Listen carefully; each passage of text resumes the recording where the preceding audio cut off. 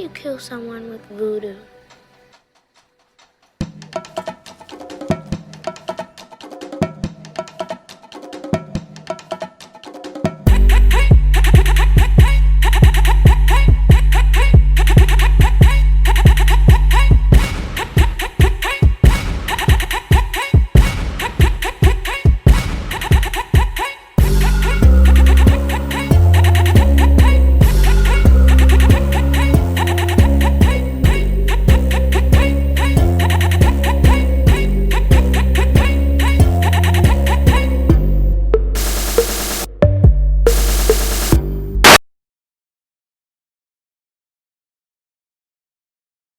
Hello, welcome back.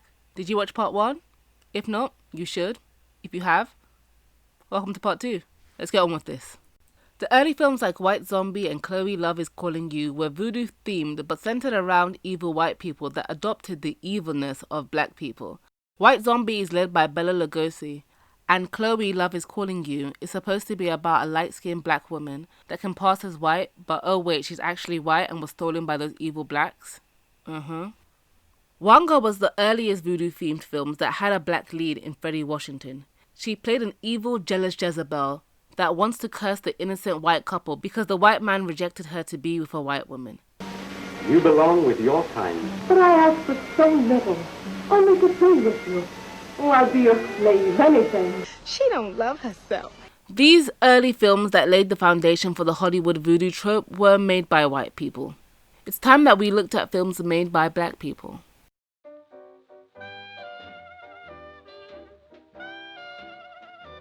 The earliest documented film that I could find that featured some type of African spirituality that was also made by a black person was the 1926 silent film The Conjure Woman that was written, directed, produced, and distributed by one of the first African-American filmmakers, Oscar Micheaux.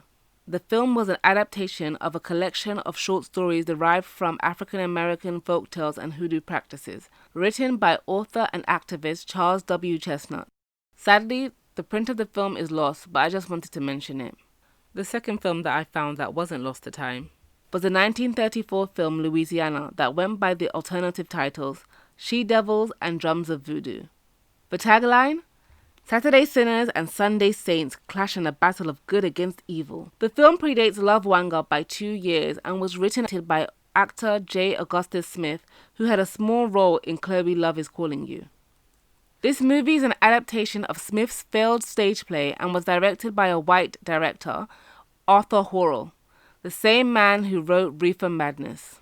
Most of the cast from the stage play appeared in the film, including Smith himself and Laura Bowman, who had top billing. The movie really does feel like a stage play with how the scenes are set up, the placement of the actors, the stationary fixed camera, and the very long, drawn-out dialogue scenes. Like, my God. Arthur Horrell was known more for his screenwriting than his directing. Louisiana would be the fourth and final time that he would ever direct a film.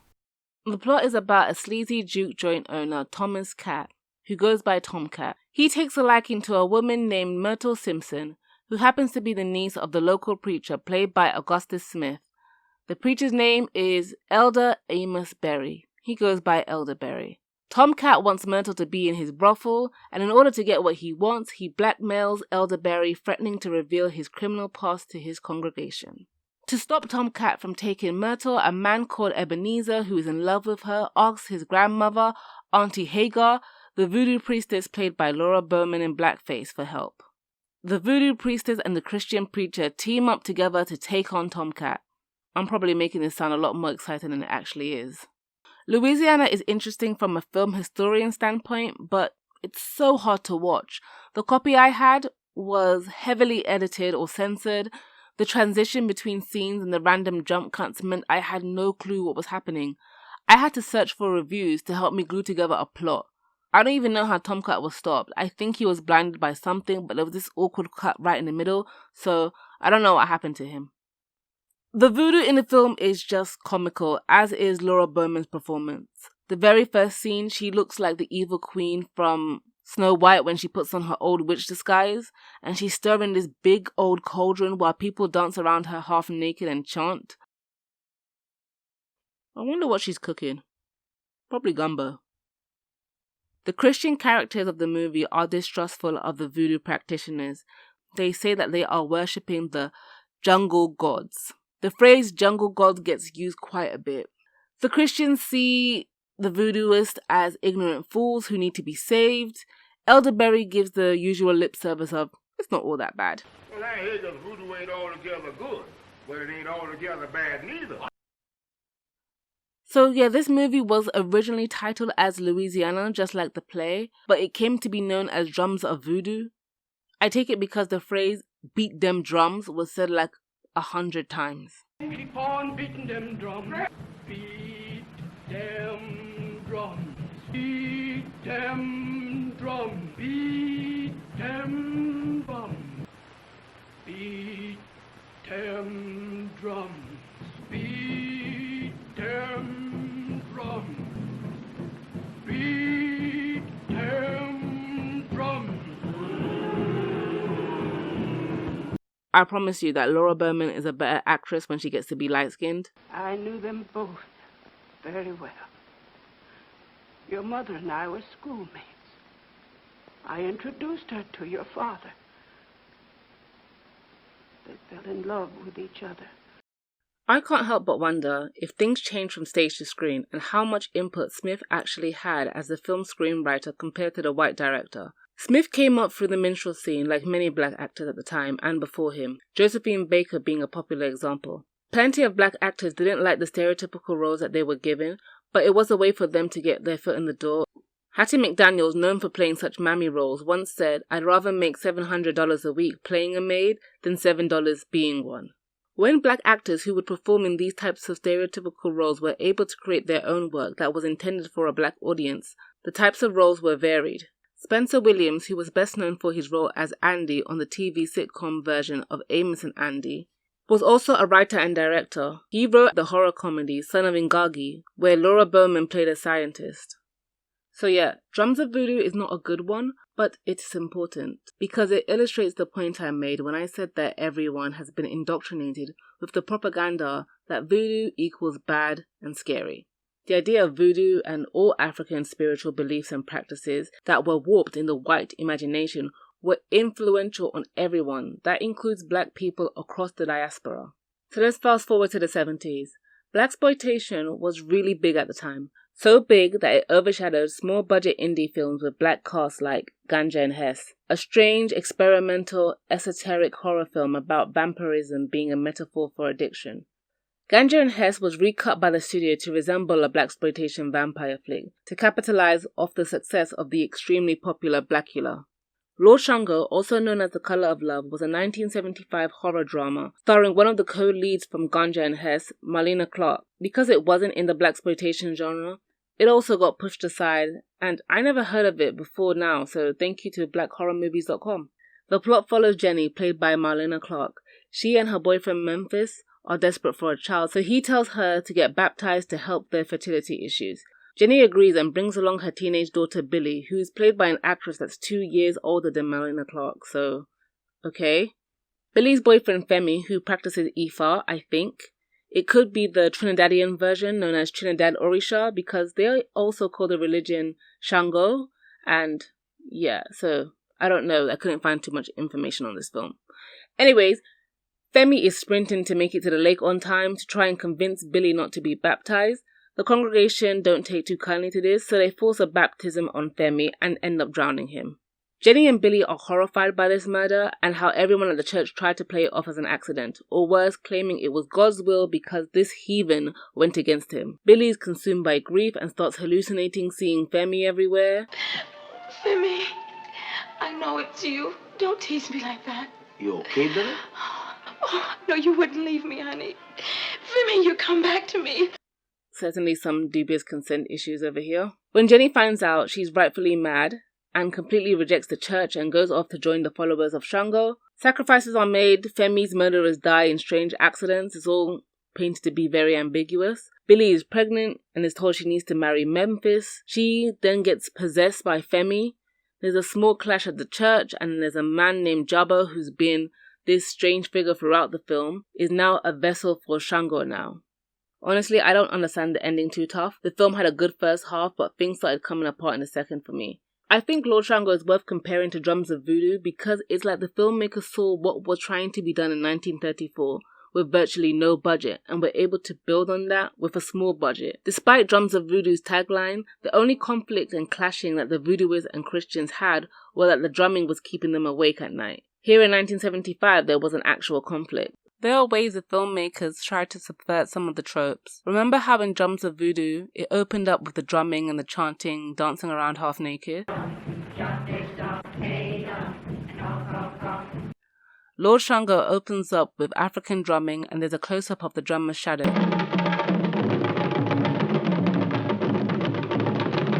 African drumming in supernatural horror is scary.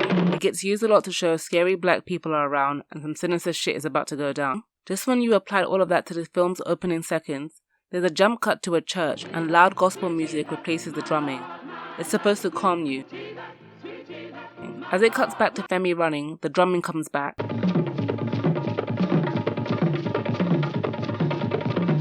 When Femi is being forcefully baptized, the choir starts singing again, and as the men get more violent with him and drown him, they don't stop singing.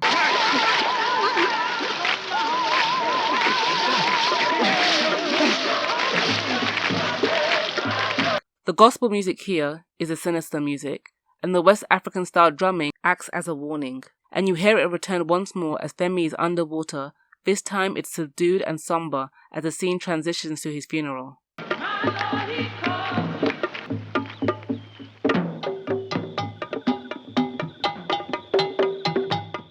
Lord Shango is a rarity because in films that involve African spirituality, Christianity is either the sole savior or is syncretized with the African religion to save the day, like with the movie Abby. Either way, Christians are always the good guys. In this film, all the antagonists were Christian. They were the ones who cast the first stone when they drowned Femi to death. It's not surprising that the themes in Lord Shango are about African Americans feeling disillusioned by Christianity. The Black Power movement that began in the 60s and continued well into the 70s saw black people converting to Islam and other religions. I can tell that a lot of research went into this film to portray the religion correctly. The costumes and clothing were somewhat accurate to me and my mother as Yoruba people. They had facial scarification and the hairstyles and red colour motif to represent Shango was all there. As for the language, I couldn't understand if they were speaking Yoruba or Yoruba-derived dialect like Lukumi. There are words similar to Yoruba that I can understand even though the pronunciation is a little bit different. The chicken and the goat being ritualistically killed, okay, I expected that. But the dog though, I've never seen nor heard of that ever being done. So that was a weird one for me.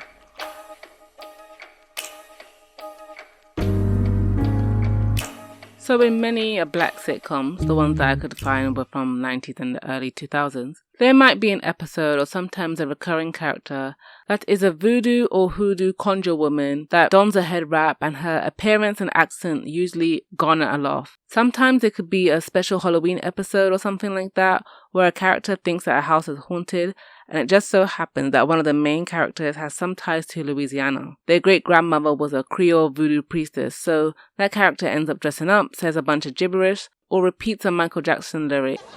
Mama say, mama sa, mumakusa. Mama say, mama sa, mumakusa. Mama say, mama sa, mumakusa. Or misquotes the Swahili used from The Circle of Life from Lion King. All these sitcom examples are pretty tame. They are poking fun of some superstitions and old wives' tales and how the characters dressing up really have no idea what the hell they're talking about. Also, they don't depict any of the practices as being full-on evil, just strange, and I can deal with that, that's fine. Okay, time to talk about Nollywood. So religious imperialism did its thing in Africa. There are people today who still believe that the religions that their ancestors worshipped were evil. This is a major plot point in the novel Things Fall Apart by Chinua Achebe. In many Nollywood films, juju, witchcraft, things of that nature are depicted as evil, and there's always mention of some type of money ritual being involved. If you have watched one, you know what I'm talking about. But like with all films, this is all dependent on the people behind the camera. Just as you are likely to see a character in one film screaming about how the blood of Christ will save them, you are just as likely to see positive depictions of characters in another film that may go to a herbalist or a babalawo or iyalowo for a divination. I think probably the best place that you will see Ifa portrayed positively are in historical films about the Orisha and Ile-Ife. The Yoruba are some proud people, and when it comes to certain things like cultural heritage, yeah. Although I have seen like 2 films where Aishyo was like a devilish character, so you can't really escape some things. Alright, I put it off long enough. Time to talk about one of the worst examples that came from a black filmmaker that I have seen. Back in 2011, there was an indie movie written and directed by an African-American playwright, Robert O'Hara. I remember when I first heard about this film back then, and I was intrigued because of the cast had actors that I liked, and I wanted to see black people in a horror film that was written and directed by a black person. Then I saw the trailer, and I knew that not even Keith David could save this movie. Long ago, in exchange for their freedom, a group of slaves offered up the blood of future generations. We're family. We come from 5 different backgrounds of people who have a history of keeping together. They were wealthy. I left you something on the bar. There's more. They were beautiful. They were chosen to die. You know what? I forgot all about this film until I decided to make these videos. I remember that it wasn't good. Can't remember the ending though. I couldn't find any place to watch it in the UK, so if you watched it and remember the ending, then please tell me, let me know, or, don't. It's up to you. I say this is one of the worst examples that came from a black filmmaker because the plot is basically the Pat Robertson 2010 rant about Haiti put to film. It came out 1 year after the news clip. I mean, I can deal with the more comical depictions and even the modern day evil witch doctor types, but this one, I just couldn't do it. Okay, I've suffered enough. Time to show the good. The positive depictions of African spirituality on screen are few and far between. Most mainstream examples try to subvert the Hollywood voodoo trope. So you have the ritualistic murder of a child in a crime drama was actually done by some white man who tried to pin it on the community. Or, in some cases, the voodooist has a PhD, so she's different. It's funny, I never would have pegged you for the occult type. Occult is in the eye of the beholder, detective. In 2009, Disney released their last 2D feature film, The Princess and the Frog. This film really simplifies Louisiana voodoo and hoodoo, but they present them as a neutral power that can be used for evil or good. It's not all too different from the magic used in other Disney movies. The Princess and the Frog, Mulan, Rapunzel, Moana, Aladdin are really the same kind of Disney magic, just in different flavors. In the 90s, we were gifted with 2 great films directed by black women that had a much more nuanced depiction of African spirituality that we've seen put to film at that time. 1991's Daughters of the Dust, written and directed by Julie Dash, is set on the Gullah Geechee Island in 1902. It follows a family of different generations, the younger ones getting ready to leave the island for the mainland, and how some of them are ready to discard their traditional beliefs, and some who are not. The film touches a lot on the spiritual practices of the Gullah people, the history of slavery and Igbo's landing, where enslaved Igbo people drowned themselves, and the myths and legends that arose about them walking on water and flying back home. This film is so beautifully shot and it's groundbreaking in so many ways, and it's still inspiring many black women filmmakers to this day. 1997 saw the release of Eve's Bayou, Casey Lemon's directorial debut. It starred a young Jenny Smollett and Megan Good. The film is set in 1960s Louisiana and follows the story of a Creole family told through the eyes of the inquisitive and naive middle child Eve during one chaotic summer after she sees her father cheating with a family friend. The film deals with themes of secrecy, family trauma, loss, and the unreliability of memory. There are 2 characters, Moselle and Elzora, that practice voodoo and hoodoo. Moselle is Eve's aunt, and she's seen as the more sophisticated psychic counselor that most respectable people are more likely to see. She lives in a big house and is part of the upper class of black Creole elite.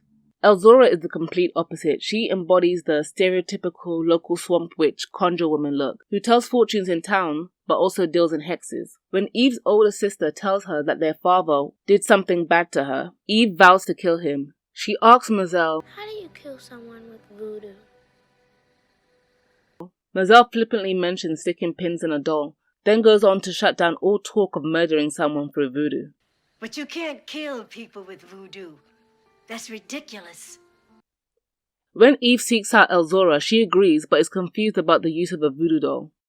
What doll? I didn't say nothing to you about no doll. The voodoo doll. I didn't make you no voodoo doll. I made you a wax coffin. I put his hair inside the mouth of the snake, buried it in the graveyard. He should be dead by now. I thought do something first, like stick pins in it, or... You did something. You brought me his hair. Eve blames herself for her father's death.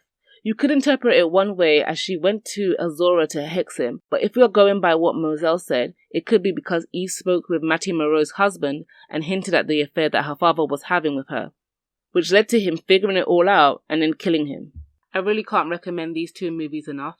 After 2 months of watching all the things that I've watched, it was really, really nice to rewatch these two again, like seriously.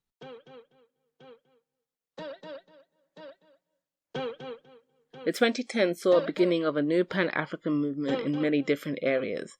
The natural hair movement was taking off, wax print fabrics were being incorporated in fashion, Afrobeat and African music stars were gaining more and more popularity and collaborating with artists from all over the world. There was slowly more respect and curiosity for African spirituality. Unlike the previous Pan-African movement that saw many black people converting to Islam, the 2010s saw black millennials looking towards various forms of African spirituality, and with information being so much more accessible, we got to understand why people were leaving their old religion for an older one. People that practiced different types of African spirituality or had respect for it were always vocal when it came to defending their religions, but now they were actually being heard. In the mid-2010s, people from Latin America and Nigeria noticed that the Google translation for Aishyo was Satan, as it was taken from the Yoruba translation of the Bible. This sparked a campaign to change it.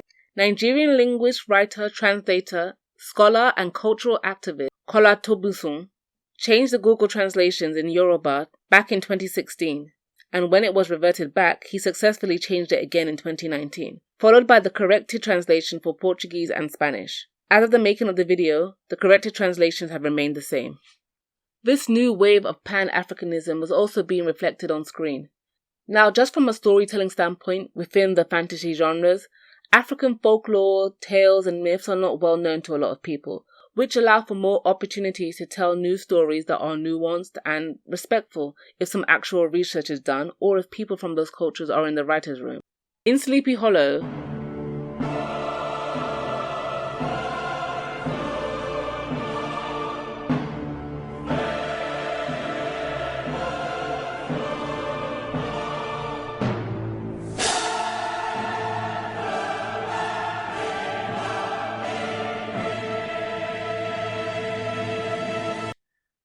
one day I plan on making a very lengthy video of what went wrong with Sleepy Hollow. I may need some help with that. In Sleepy Hollow, there was an episode where a character says a spell in Twi, a Ghanaian language, to banish an evil entity. Anansi hoho, odada fumo osantifo, nisrewo, be and free, yamada de yasi, free and so. And in another episode, it featured a version of the Caribbean monster a Sukoyant, and they mentioned Obia. That episode was written by Shernold Edwards, who is of Jamaican heritage. The Charmed remake has a lot of things wrong with it, but there was an episode where the sisters used a spell based in Santeria. Remueva la fuerza que tiene sobre este inocente y exorcize al heraldo, permitiendo que paz y tranquilidad regrese al poseído. As for books, there's always been black authors across the diaspora writing about African spirituality in different genres for many years. But I noticed in the 2010s there have been more of them, and due to the internet they have been a lot easier to find, whether they are published by a big house or are independent. Naylor Hopkinson, a Jamaican-born Canadian science fiction and fantasy writer, she takes inspiration from Afro-Caribbean folktales and myth. Nnedi Okorafor, a Nigerian-American of Igbo ethnicity, writes science fiction and fantasy. Her books feature juju and traditional West African and cultural beliefs. Tomi Adeyemi, Nigerian-American of Yoruba ethnicity, wrote the book series Legacy of the Orisha, which directly takes inspiration from Yoruba culture and Ifa. Nisi Shaw is an African-American science fiction author who also practiced Ifa, and they have said that it has inspired their work. Honorable shout out to Daniel Jose Older, who is not Afro-Latino, but he is a Cuban-American who does practice Lukumi, and many of his books has elements of that. At the start of the decade, black web series were becoming more prominent. Black independent content creators like Issa Rae, Reagan Gomez, and Black and Sexy TV were able to gain popularity in an era that I like to call the post-Girlfriends pre-scandal TV landscape. They were putting out content on their own terms that wasn't watered down and produced quality work through crowdfunding. So it came as no surprise that there would be a few web series in the fantasy genre that sought to put African cultures and spiritualities at the forefront. There were Spider Stories,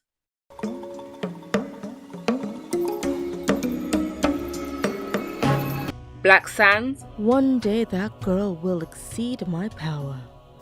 But first, she must wise up to the world. Rise of the Orisha, and Juju, the web series. You're feeling a strange intensity, aren't you, Ayana? What in the Piper Hallowell is going on here? Probably the two biggest pieces of black-focused media that had such an impact in the decade were Beyonce's Lemonade and Marvel's Black Panther, directed by Ryan Coogler. In Lemonade, there were many odes to the different type of diasporic blackness. In Hold Up, Beyonce wore a yellow dress and emerged from the waters, embodying the Orisha of fresh water, beauty and fertility, Oshun. In Sorry, she and her dancers had Yoruba Ori body art. And there was all types of black southern gothic imagery that was inspired by the films Eve's Bayou and Daughters of the Dust, especially in the Love Drought segment, where the woman walked into the sea alluding to Ibo's landing. Black Panther took elements from African mysticism and spirituality for building the lore and ritual around the heart-shaped herb. The character Zuri has this whole charming griot look about him. The success of Black Panther and even just the hype surrounding the film before the trailer even dropped, no doubt made it easier to pitch a similar concept to executives.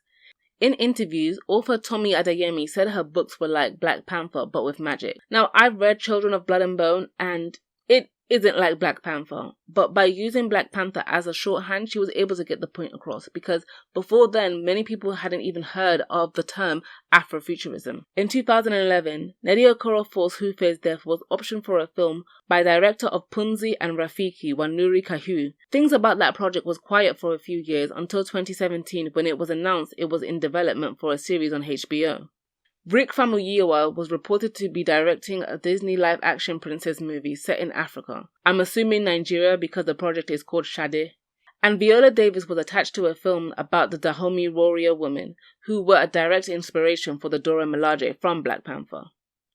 So yes, Black Panther really did help kick down the door and make people pay attention to the ideas that were similar. As I am editing this script, I learned that Chadwick Boseman had passed away from cancer. Rest in peace, Chadwick Boseman. You will be missed dearly.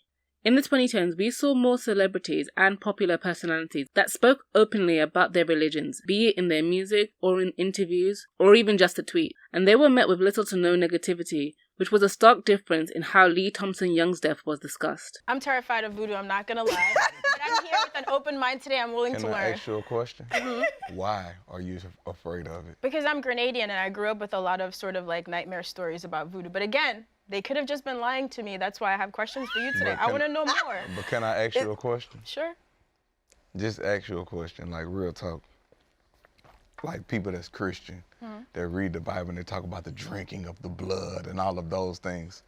Those things sound kind of horrific in nature also. Patrice Cullors, one of the founding members of Black Lives Matter, and rapper 21 Savage are both Ifa devotees. I'm spiritual. I'm Ifa. My religion Ifa. What's that? It's a Nigerian religion. Okay. Princess Nokia, an Afro-Puerto Rican rapper, practices Santeria.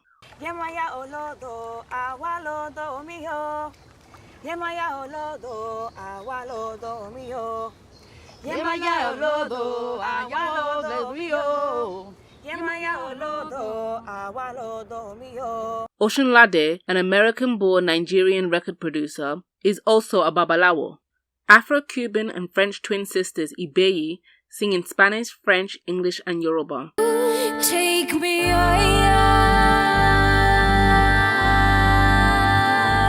There's also neo-soul and hip-hop duo Oshun. I take a bath in the water. I know I am the daughter of the river of the moon, blessed by Oshun.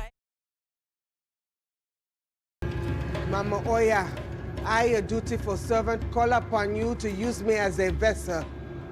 So together we may cleanse the space of these tormented spirits. Now that we are in 2020, the positive examples have continued to show up. If you thought Lemonade references to the Orisha were subtle, then Black is King is on another level. Earlier this year, it was announced that the character known as Dr. Voodoo would be in Doctor Strange 2.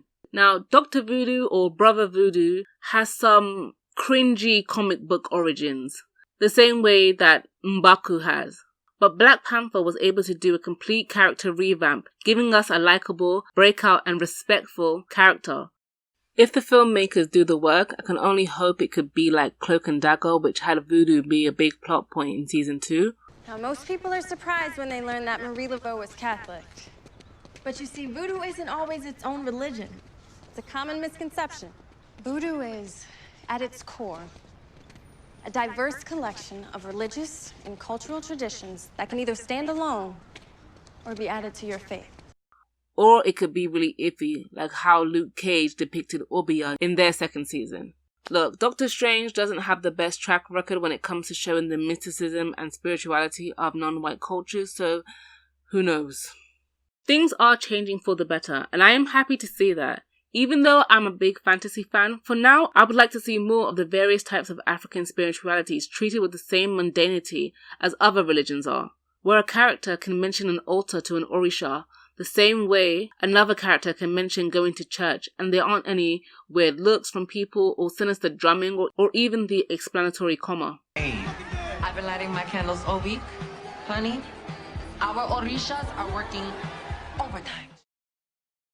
So this was a long video. I left out a lot of things to stop this video from consuming my life, but it already has.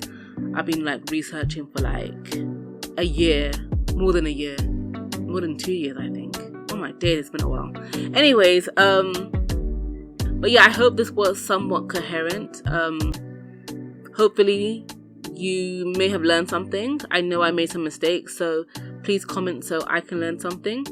Oh yes, hello to all the new subscribers. There are more of you now. That doesn't make me self-conscious at all. Comment, make yourself known. I'm not good at outros. Goodbye.